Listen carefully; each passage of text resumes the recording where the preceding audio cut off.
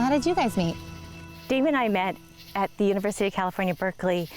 We had gone to a big party, and at that party I had gone with several of my friends and sisters, and I had already had a boyfriend, so I wasn't really interested in meeting anybody new at this party, but I was just going with some friends.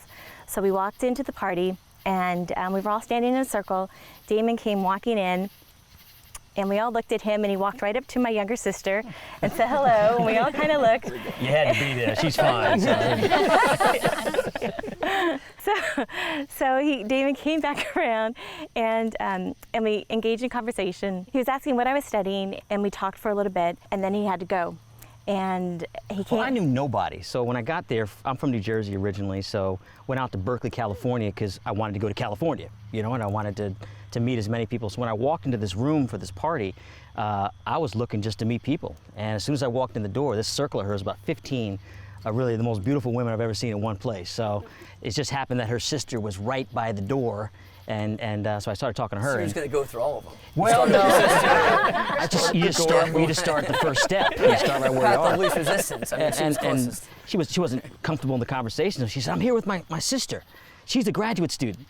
And I was like, I don't care, you know. She said, didn't go very well conversation. So we were around the other side, and I introduced myself to Melanie. And when I first saw her, it was I just knew this woman was special. And I was totally under that idea that if you have a relationship, it has to be physical, it has to be sexual. I thought everything was going fantastic. Yeah, you know, I'm 22 years old, I'm in graduate school, getting a master's in engineering. I got a company paying for graduate school. I got a beautiful girlfriend. I got no bills. She's got a car. You know, so it's like life is just absolutely perfect. I figured everything out, right? Get her done. So in that arrogance, I mean, in that actual just overjoy, like I got the world by the tail. I just said one night, I said, Melanie, you know, what if we stop having sex? Now, I was not proposing we stop. I was already on top of the world, right? So it wasn't like I don't even know if I had like a Catholic guilt or anything. It was total just look, we figured this thing out. We grew up Catholic. We know we're not supposed to do this, but, you know, we got the Damon and Melanie exception, you know, because we're in love and, you know, we're all right. And when I asked her that question, I turned around because I thought she was on board, and she's crying. Right, yeah, it was something, I was not happy, and I knew that. I was so mad at myself for letting us get to that point, and I wanted to bring it up to you, and I knew that if I brought it up to you, that the possibility of you leaving was very high, and I didn't want that. I didn't want to be alone, and that scared me, so I didn't know how to bring it up to you, even though it was really tearing me up inside. I knew this was one of those man up moments. I just knew it.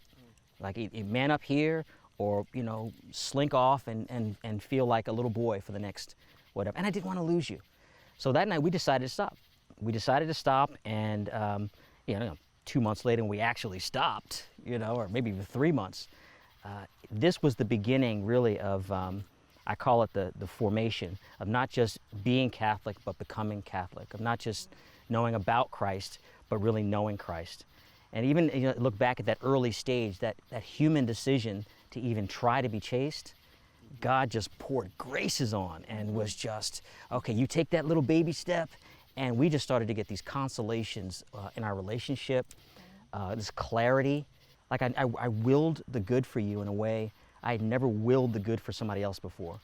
And I know that confidence that we had then just catapulted us, even for the 2.5 years that we successfully prepared for a marriage.